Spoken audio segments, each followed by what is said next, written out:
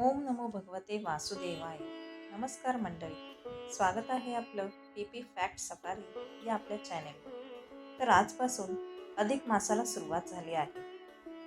यावर्षी 2026ला 17 मे ते 15 जून या काळात ज्येष्ठ अधिक मास आहे. या अधिक मासामध्ये अधिक मासाचे महात्म्य पठण करणे किंवा श्रवण करणे याला खूप जास्त महत्त्व आहे. यामुळे आपल्या आयुष्यातील दुःख, दारिद्र्य, गरिबी, संकटे ही दूर होत असतात व आपल्या घरामध्ये सुख, शांती, समृद्धी येत असते. तर आज आपण बघणार आहोत श्री अधिक मास महात्म्य कथासार, मराठीमध्ये अध्याय पहिला. त्यामुळे व्हिडिओ स्किप न करता शेवटपर्यंत जरूर बघा. चॅनेलवरती नवीन असाल तर चॅनेलला लाईक करा आणि सबस्क्राईब देखील करा.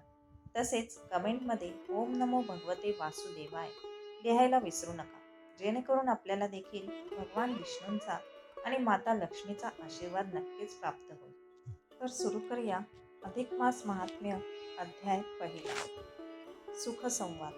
श्री गणेशाय नमः, श्री सरस्वते नमः, श्री गुरुभ्यो नमः, श्री पुरुषोत्तमाय नमः. कोणत्याही कार्याच्या आरंभी श्री गणेशाला वंदन करावे. त्यायोगे ते कार्य निर्विघ्नपणे पार पडते. कारण करता करविता तोच श्री गणेश असतो. त्याची प्रार्थना करून अधिक मास महात्म्य या ग्रंथातील कथा सार रूपाने सांगतो.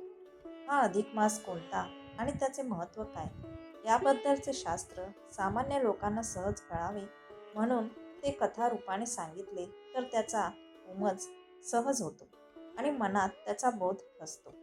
त्यांच्या हातून तसे धर्माचरण घडते आणि सर्वांचे कल्याण होते. याच दृष्टीने महर्षी व्यासांनी पुराणांची रचना केली.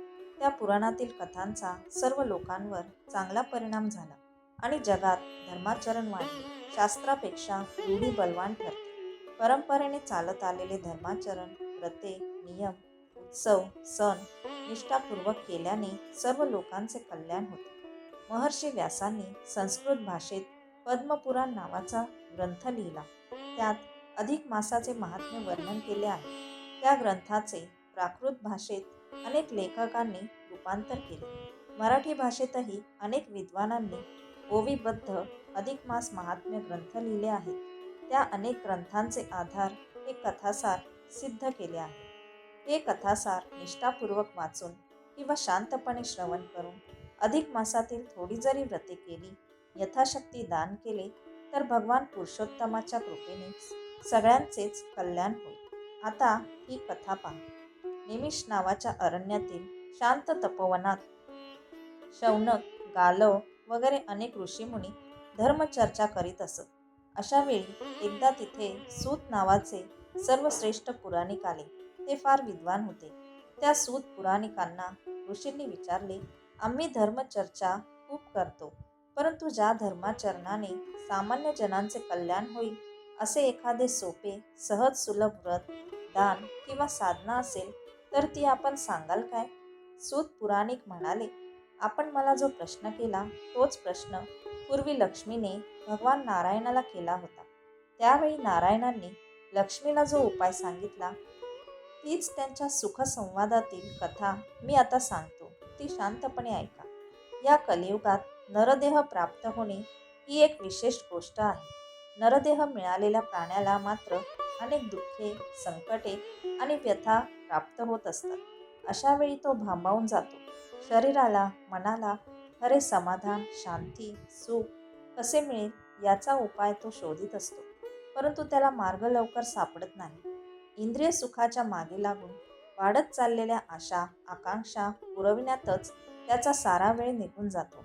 स्वार्थामुळे परमार्थ साधनेला त्याला वेळच मिळत नाही. सुख मिळवता येते, पण समाधान मिळणे फारच कठीण असते. ते मनाचे, आत्म्याचे समाधान हेच खरे सुख असते. याचा उमज लवकर होत नाही आणि म्हणूनच शास्त्रकारांनी धर्माचरणाचे, व्रतांचे, नियमांचे, स्वानदानांचे असे सोपे उपाय सांगितले आहेत. ते उपाय निष्ठापूर्वक, चिकाटीने केले पाहिजेत. या धर्माचरणात सुद्धा सतत अडथळे येत असतात. संसारातील अनेक समस्या असतात. मायापाशाची अनेक बंधने आणि व्यवहारातील पेच प्रसंग यामुळे माणसाचे मन विषण्ण होते. शरीर, आत्मा मलिन बनतो. अशा वेळी शास्त्रकारांनी मलमासातील आचारधर्म पाळण्यास सांगितले आहे. ते जर श्रद्धापूर्वक पाळले तर सर्वांचे कल्याण होते. लक्ष्मीनारायणांचा अशा प्रकारे सुखसंवाद चालू असता लक्ष्मी म्हणाली, देवा, हा मलमास म्हणजे आहे तरी काय? आणि त्यात कोणते आचारधर्म पाळले असता सर्व मानवांचे कल्याण होते याबद्दलची संपूर्ण माहिती मला सांगा. भगवान विष्णू म्हणाले, ठीक आहे, मी माहिती खूपच विस्तृत आहे, तथापि सार रूपाने तुला ती सारी सांगतो. ऐक. सूर्याच्या गतीवरून सौरवर्ष आणि चंद्राच्या गतीवरून चांद्रवर्ष अशा दोन्ही प्रकारची कालगणना या पृथ्वीवर चालू आहे. परंतु या दोन कालगणनेत दरवर्षी सुमारे 11 दिवसांचा फरक पडतो. तो फरक दूर करून 2-3 वर्षांनी चांद्रमासात एका अधिक महिन्याची भर शास्त्रकारांनी घातली आहे. हा अधिक मास म्हणजे दर 3 वर्षांनी एकदा येणारा. या 12 महिन्यात 13वा एक असा विशेष महिना आहे. त्याचा महिमाही विशेष असाच आहे, कारण या महिन्यात सूर्य कोणत्याही राशीचे संक्रमण करीत नाही. सूर्य प्रत्येक महिन्यात एका राशीचे संक्रमण करतो, तर चंद्र प्रत्येक महिन्यात 27 नक्षत्रे भोगीत असतो. अशा रीतीने दरवर्षी त्यांच्या गतीत सुमारे 11 दिवसांचा फरक पडतो. आणि मग दर 3 वर्षांनी या कालगणनेचा मेळ घालण्यासाठी ज्या महिन्यात सूर्यसंक्रांत येत नाही तो विशिष्ट महिना अधिक मास म्हणून पाळला जातो. सूर्यसंक्रांत नसलेल्या त्या चांद्र अधिक मासात वातावरणात विशिष्ट प्रकारचा बदल होतो. ग्रहण काळाप्रमाणे वातावरण गढूळ मलिन बनते, म्हणून त्या महिन्याला मलमास हे नाव दिले गेले. या मलमासात कोणतेही मंगल कार्य करू नये, फक्त पुण्यकृत्ये करावी. त्यायोगे आपले आरोग्य आणि मानसिक समाधान टिकून राहते. आपली प्रकृती आणि परिस्थिती पाहून प्रत्येक स्त्री पुरुषाने या मलमासात कोणकोणती व्रते, नियम वगैरे पुण्यकर्मे यथाशक्ती करावीत ते आता थोडक्यात सांगतो. यातील एक जरी पुण्यकर्म कळत नकळत घडले तरी त्याचे फळ चांगलेच मिळते. या अधिक मासात दानाचे महत्त्व फार मोठे आहे. रोजच्या व्यवहारात माणूस आपल्यासाठी आणि कुटुंबातील आप्तेष्टांसाठी सारखा खर्च करीत असतो, परंतु त्याला ते दानाचे पुण्य लाभत नाही. म्हणून निदान या महिन्यात तरी सत्पात्री ब्राह्मणाला काही वस्तू, वस्त्र आणि अन्नदान दिले पाहिजे. ते दान प्रत्यक्ष भगवंताच्या चरणी अर्पण होत असते, कारण ब्राह्मण हे भगवंताचे मुख आहेत, असे पुराणांतरी सांगितले आहे.